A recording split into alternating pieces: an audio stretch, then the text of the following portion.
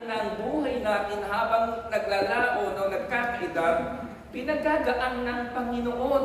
Bakit? Kasi nais ng Diyos na i-enjoy po natin ang buhay na mayroon tayo. Amen. Amen. Ito share ko lang sa inyo. Meron po tayong isang worker ng Sunday na narito yung kanyang anak nasa flat. Yung sister natin na ito, nadalaw po namin ni Sister Cindy. Sister Cindy ang nakakita ng sitwasyon. Pagkalipas ng isang linggo, yung sister natin binawian ng buhay. Kaya ngayon, inaayos ng kanyang anak, sinusundo. Siyempre, malungkot yon. Binibigyan natin ng counseling yung kanyang anak, malungkot mga kapatid, bata pa si sister. Tinanong ko yung kanyang anak, 52 years old. Isipin niyo isipin ninyo. Kung alam lamang ng tao kung gaano kahaba ang buhay na itatagal niya, uubusin niya ba ang kanyang oras sa pag-iintindi ng mga obligasyon ng buhay na ito? Amen. 52 years old, napakabata pa niya. Pero yung kanyang buhay ngayon, ayun, nasa piling ng Panginoon. Anong gusto kong sabihin mga kapatid? Pwede ka naman nagtiis na nag-e-enjoy. Pwede ka naman magtiis na kumukuskos, pero nag-e-enjoy ang puso mo. Dahil ang puso mo nasa liwanag ni Kristo. Amen. Ito yung pagkakaiba ng mga taong nakasumpong ng liwanag ng Panginoon. Nagbabago po ang perception ng ating buhay. Amen. Nagbabago ang pananaw ng ating buhay. At habang sumusunod naman tayo sa kalooban ng Diyos, hindi naman pumapayag ang Panginoon na hindi maayos ang ating mga buhay. Kaya nga, mga kapatid, mula dito sa sinabi kong patotoo ni Juan tungkol sa Panginoon, na binabanggit ko sa inyo, He is the source ng buhay natin. He is the source of abundant life. He is the source of eternal life. Ngayon, ang tanong, we as a believers, how to bear witness of the light? Tayo po, katulad ni Juan, paano tayo magiging saksi ng liwanag ng Panginoon? Unang bagay, we bear witness of the light through transforming lives. We bear witness of the light through transforming lives. O sa ating sariling wika, mga kapatid, magiging saksi tayo ng liwanag ng Panginoon at maihahatid natin ito sa ating kapwa sa pamamagitan po ng buhay na binago ng Diyos. Sabi ng ating servant leader, ibang-iba ang mga anak ni El Shaddai. Ibang-iba ang buhay ng mga anak ng Diyos. Mayroon po akong kilalang worker ngayon sa gawain ito na ang number one supporter, follower ng kanyang paglilingkod ang kanyang biyanan. Pero bago po naging follower ang kanyang biyanan, naging persecutor niya ito. Ano yung iniisip ninyo? Drama? Talaga kayo, ha? Si Sarah. Ayaw mo type erase. Kasi pag biyanan, sabi nga nung ang pinakamaligayang lalaki raw na nabuhay sa mundo, si Adan. Kasi si Adan siyang nabuhay na walang biyanan. Ano lang yun? Sense of humor. Pero balik tayo sa sister. True to life ito, ha? Hindi ito yung nauulindigan ninyo na nangyayari ngayon sa paligid. Itong sister na ito, ang napangasawa niya ay mula sa abroad, sa Saudi. Nagkagustuhan sila, and then pinuntahan siya, pinakasalan siya, at inuwi sa bahay. Nagbalik yung lalaki doon sa abroad. Ang sister na ito, minaltrato po ng kanyang biyanan. Pero yung babae ay prayer partners. Dumadalo sa gawain. Habang minamaltrato siya ng kanyang biyanan, hindi siya kumikibo. Pero ang kanyang ginagawa, isinasama sa panalangin ng kanyang biyanan. na Lord, gumawa ka ng paraan na magkaayos kami ng biyanan kong ito sapagkat ayaw ko sa kanya. Dahil yung lalaking napangasawa niya nag-iisang anak at ang tingin sa kanya ng kanyang biyanan kahati sa blessing ng kanyang anak. Pero yun ang kanyang prayer, mga kapatid. Pagkalipas ng ilang panahon, ayon sa kanyang patotoo, yung biyanan niya na mild stroke. Nung ma-mild stroke yung kanyang biyanan, kitang-kita niya na hindi makakilos. Pero sumisenya sa kanya, at habang sumisenya sa kanya, narinig niya yung bulong ng demonyo. Sabi daw sa kanya ng demonyo, ito na yung pagkakataon mong makaganti sa biyanan. Kasi wala na magagawa eh. Pero alam ninyo, ito ang sagot niya sa tinig na nag-uudyok sa kanyang pabayaan ng biyanan niya. Sabi niya, hindi. Ibang ugali ng mga anak ni El Shaddai. Ibang ugali ng mga anak ng Diyos. Sabi niya, ito yung pagkakataong patunayan ko sa aking biyanan na hindi nagkamali ang kanyang anak na ako ang kanyang pakasalan.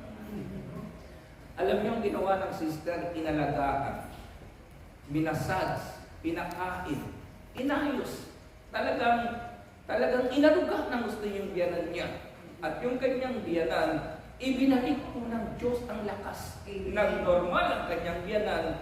At ngayon, number 1 supporter ng kanyang paglilingkod ang biyanan niya. Amen.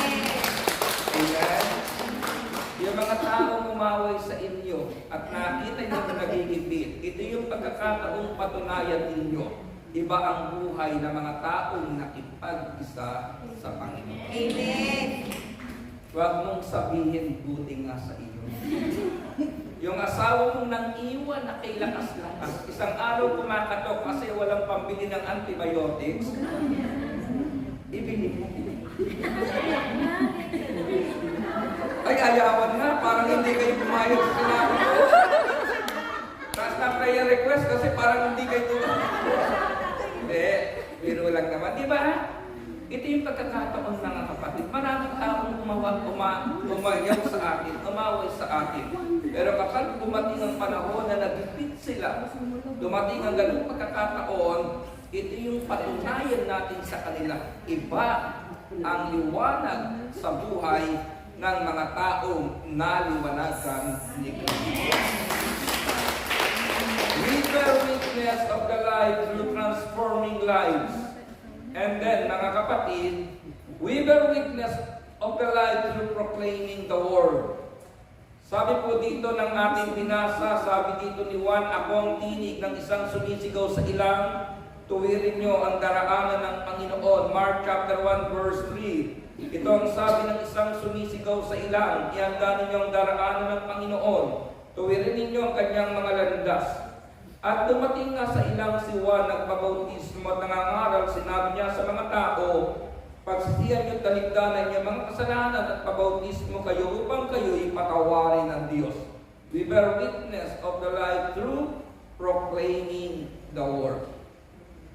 Ibahagi po natin ang salita ng Diyos.